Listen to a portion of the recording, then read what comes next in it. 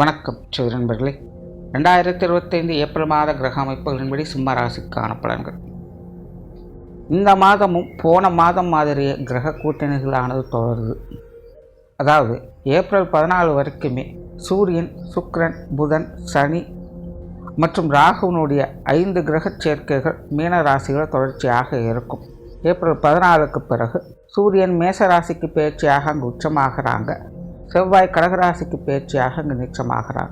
மாதத்தின் பிற்பகுதிகளில் இந்த 2 கிரகங்களுடைய மாற்றங்களோடு சேர்த்து வழக்கமான கிரக கூட்டணிகள் எப்பவும் செயல்பட்டுக்கிட்டு இருக்கும். இந்த மாத அமைப்பில் சூரியனும் சுக்கிரனும் உச்ச நிலையிலிருந்து செயல்படுவாங்க. புதனும் செவ்வாயும் நீச்ச நிலையில் செயல்படுறாங்க. புதனும் சுக்கிரனும் ஒன்றாக இருக்கிறதுனால என்னதான் நீச்சபங்க யோகம் இருக்குன்னு மனசு தேர்த்திக்கிட்டாலும் உடன் சனியும் ராகுவும் இருக்கக்கூடிய காரணத்தினால உள்ளுக்குள்ளே கொஞ்சம் குழப்பமும் பதற்றமும் இருக்கத்தான் செய்யுது. ஏன்னா சென்ற மாத பலன்களிலேயே இந்த 5 கிரக கூட்டணிகள் என்பது பல விதங்களையும் மக்களை அலகழிக்கும்னு சொல்லியிருந்தேன். எதிர்பார்க்காத நிலைகளில் மக்களை திக்குமுக்காட வைக்குங்கிறதா விஷயமே. அதற்கு தகுந்த மாதிரியே வரக்கூடிய நியூஸ் எல்லாம் சமீப காலத்தில் பார்த்தீங்கன்னா எதிர்பாராத வகையில் பல அசம்பாவித சம்பவங்கள்ங்கிறது ஏற்பட்டுக்கிட்டு இருக்கிறது கண்கூடாக பார்க்கலாம். இப்படியெல்லாம் விபத்துகளும் ஏமாற்ற விஷயங்களும் நடக்குமாங்கிற மாதிரியான சம்பவங்கள், பொருளாதார நிலைகளில் நிறைய ஏற்ற இறக்கங்கள், கண்மூடி திறக்கிறதுக்குள்ள பல லட்சம் கோடிகள் இழப்புன்னு பொருளாதார நிபுணர்களே கதிகலங்க செய்தது. உலகத்தில் இருக்கக்கூடிய பெரிய பெரிய ஜாம்பவான்களை கூட அசைச்சு காட்டியிருச்சு இந்த கால அமைப்புகள். எல்லாமே சொல்லி வச்ச மாதிரி ஒரே மாதத்துக்குள்ளே தொடர்ந்து நடந்தது தான் அதிசயமே. இதுதான் உண்மையிலே கிரகங்களுடைய பவர். இந்த மாதிரியான சம்பவங்களை பார்க்கும்போது தான் ஜோதிடம் எந்த அளவுக்கு உண்மையாகவும் பயனுள்ளதாகவும் இருக்குங்கிறதையே புரிஞ்சுக்க முடியுது. சரி, இருக்கட்டும். இந்த மாதம் கிரக அமைப்புகளானது அதே மாதிரி கூட்டணிகளோடு தான் செயல்பட்டு வருது. ஆக மக்கள் அனைவருமே கொஞ்ச நாளைக்கு கொஞ்சம் உஷாராகவே இருங்க. திரும்பவும் சொல்கிறேன், எந்த நேரம் எது எப்படி மாறுங்கிறதே தெரியாது, புரியாது. எல்லாமே கண்ணை கட்டி காட்டில் விட்ட நிலைகள் தான். எதையோ தேடி எல்லாரும் எங்கேயோ ஓடிக்கொண்டு இருக்கும். அது மட்டும்தான் இப்போதைக்கு புரிஞ்சுக்கிற நிலையாக இருக்குது. ஆக இது எங்கெல்லாம் போக போகுது, எங்கே கொண்டு போய் நிறுத்த போகுதுங்கிறது கடவுளுக்கு மட்டும்தான் வெளிச்சம். முடிஞ்ச அளவுக்கு சுதாரித்து இருக்க வேண்டியதுதான். முடிவில் இதுதான் கடவுளுடைய கட்டளைன்னு கிடைச்சதை ஏற்றுக்க வேண்டியது தான். இந்த மாதத்தினுடைய கிரக அமைப்புகள் பெரும்பாலும் எல்லாருக்கும் இப்படி தான் இருக்க போகுது. பருவநிலை மாற்றங்கள் கண்டிப்பாக இருக்கும். வெயிலினுடைய தாக்கத்தையும் பார்க்கலாம், மழையினுடைய வேகத்தையும் பார்க்கலாம். நெருப்பு மற்றும் நீர் தொடர்புடைய சம்பவங்கள் அதிகமாக இருக்கும். இதெல்லாம் பொதுவான விஷயங்கள். மேற்கொண்டு இனி உங்களுடைய ராசிக்கு எப்படி இருக்குங்கிறத பார்க்கலாம். இந்த மாதம் உங்களுடைய ராசிநாதன் மாதத்தின் முற்பகுதியில் கூட்டு கிரக அமைப்புகளில் ராசிக்கு அஷ்டமஸ்தானத்தில் சஞ்சரித்து வருவாங்க. மாதத்தின் பிற்பகுதியில் ராசிக்கு யோகஸ்தானத்தில் உச்சம் பெற்ற நிலையில் சஞ்சாரம் செய்துட்டு வருவாங்க. ஆக சிம்மராசிக்காரங்களுக்கு இந்த மாதம் முற்பகுதியில் ஒரு விதமான கலவையான ஏற்ற இறக்கங்களோடு கொண்ட வாழ்க்கை நிலையும் மாதத்தின் பிற்பகுதியில் முன்னேற்றம் தரக்கூடிய விஷயங்களையும் பார்த்து வருவாங்க. ஆக சிம்மராசிக்காரங்க மாதத்தின் 30 மட்டும் கொஞ்சம் கவனமாக இருங்க. மாதத்தின் பிற்பகுதியில் தானாகவே ஏற்றங்கள் வந்து சேரும். ராசிநாதன் உச்சம் பெறக்கூடிய நிலைகளில் எவ்வளோ பெரிய சிக்கல்கள் சங்கடங்கள் இருந்தால் சமாளிக்கக்கூடிய நிலைகள் என்பது உண்டு. பொதுவாக சிம்மராசியை பொறுத்த வரைக்கும் இந்த மாதத்திலிருந்து கவனிக்கப்பட வேண்டிய ஒரு விஷயம் இருக்குது. அதாவது இந்த மாதம் உங்களுக்கு அஷ்டமச்சனியானது ஆரம்பிக்குது. ஆனால் இடத்தரப்பிலேயே அஷ்டமச்சனியானது பெரிய அளவு சங்கடம் கொடுக்காத வகையில் உங்களுடைய ராசிநாதம் உடன் உச்சம் பெறக்கூடிய நிலை பெறதுனால அஷ்டமச்சனியினுடைய பாதிப்புகள் அப்படிங்கிற இந்த மாதம் பெருசாக உங்களுக்கு வேலை செய்யாது. இருந்தாலும் கூட்டு கிரக அமைப்புகளான அஷ்டமஸ்தானத்திலேயே செயல்பட்டு வர்றதுனால ராசிநாதனும் மாத ஆரம்பத்திலேயே அஷ்டமஸ்தானத்திலே இருக்கிறதுனால சிம்மராசிக்காரங்க மாதத்தின் முற்பகுதிகளில் கவனமாக இருக்க வேண்டியது அவசியம். எல்லா விஷயங்களும் முன்ன பின் யோசித்து செயல்பட்டு வாங்க. முன்மொழித்தனமாக முன்பெறி தெரியாத விஷயங்கள் மற்றவங்களுடைய பேச்சை கேட்டோ இந்த ஒரு காரியத்தில் இறங்கிடாதீங்க. சுருக்கமாக சொன்னால் மாதத்தின் முற்பகுதிகளை சமாளிச்சிட்டிங்கன்னா மாதத்தின் பிற்பகுதிகளை சந்தோஷம் உண்டு.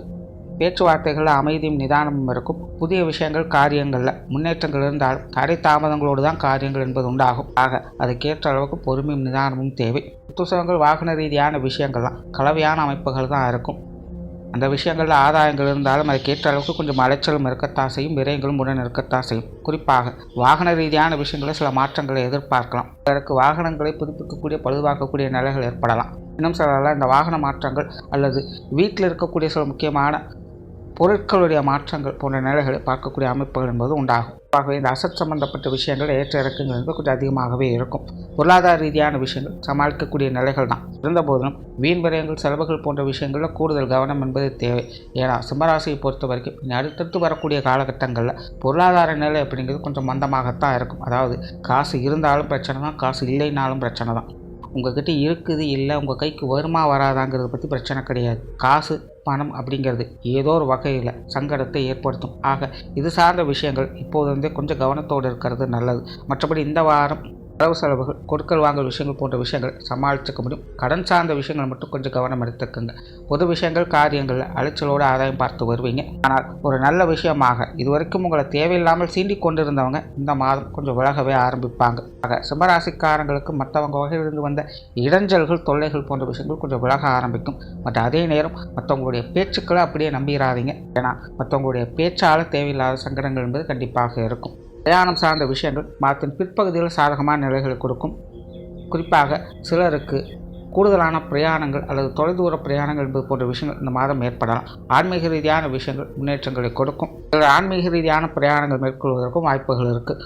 காரியத்தில் கடினத்தன்மை இருந்தாலும் சிறப்புகளை பெற்று வருவீங்க. சிம்மராசியை பொறுத்த வரைக்கும் சிரமப்பட்டு தான் காரியத்தை முடித்தாகும். அதனால் இப்போதைக்கு கொஞ்சம் சோர்வுகள் எல்லாம் ஒதுக்கி வச்சுக்கிறது நல்லது. ஆக தொழில் வேலை உத்தியோகம் சார்ந்த விஷயங்களில் கூட கொஞ்சம் அலைச்சல்கள், டென்ஷன்கள் அவ்வப்போது இருக்கத்தான் செய்யும். இருந்தாலும் சமாளிக்க முடியும். கொஞ்சம் கடினமாக முயற்சி செஞ்சீங்கன்னா வெற்றிகளையும் பார்க்க முடியும். வெளியூர் மற்றும் வெளிநாடு சம்பந்தப்பட்ட விஷயங்கள் சாதகமான அமைப்புகள் இருக்கும். குறிப்பாக இந்த மாதத்தில், அதுவும் மாதத்தின் முற்பகுதியில் இது சார்ந்த விஷயங்களில் ஈடுபாடுகள் அதிகரிக்கும்.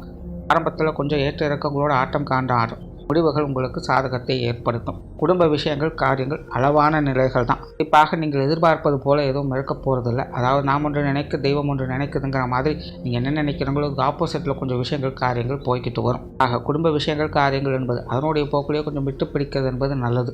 பெற்றோர்கள் சார்ந்த விஷயங்கள் கொஞ்சம் பட்டுமடாமல் தான் இருக்கும், ஆனாலும் சமாளிச்சுக்கலாம். உடன்பிறப்புகள் சார்ந்த விஷயங்கள் கிட்டத்தட்ட அதே நிலை தான். கணவன் மனைவி உறவுகள், குழந்தைகள் சம்பந்தப்பட்ட விஷயங்களும் பார்த்திங்கன்னா கிட்டத்தட்ட அப்படி தான் இருக்கும். பொதுவாக குடும்ப உறவுகள் என்பது இந்த மாதத்தை பொறுத்த வரைக்கும் பட்டும்படாமலும் தொற்றும் தொடாமலும் தான் எல்லா விஷயங்களும் இருந்து வருவாங்க. ஆனால் அதற்கு காரணம் உங்கள் மேலே இருக்கக்கூடிய சங்கடங்கள் கிடையாது. தனிப்பட்ட முறையில் அவங்களுடைய நிலைகளும் அப்படித்தான் இருக்கும். ஆகையினால் உடன் இருப்பவங்களை இந்த மாதம் கொஞ்சம் அனுசரித்து போயிட்டிங்கன்னா குடும்ப விஷயங்கள், காரியங்கள், கொஞ்சம் சுமூகமான விஷயங்களை எதிர்பார்க்க முடியும். திருமண அமைப்புகள், புத்திரவாக்கிய அமைப்புகள் இதெல்லாம் கொஞ்சம் பார்த்து செஞ்சுக்கங்க. இது சார்ந்த விஷயங்களில் மனநிலையில் தடுமாற்றங்கள், குழப்பமான விஷயங்கள் அவ்வப்போது இருந்துக்கிட்டு தான் இருக்கும். மாணவர்களுக்கு கல்வி, வித்தை சார்ந்த விஷயங்கள் அளவான அமைப்போடு செயல்படுது. அதன் பிற்பகுதியில் பெரும்பாலும் சமாளிக்கக்கூடிய நன்மை இருக்கும். மாணவர்களுக்கு இடமாற்றங்கள் போன்ற விஷயங்கள் சாதகமான சூழ்நிலைகளை ஏற்படுத்தி கொடுக்கும். ஓவராலாக சிம்மராசியை பொறுத்த வரைக்கும் இந்த மாதம் மாதத்தின் முற்பகுதியை சமாளிச்சிட்டிங்கன்னா மாதத்தின் பிற்பகுதியில் ஜெயிச்சிடலாம். நன்றி, வணக்கம், வாழ்க வளமுடன்.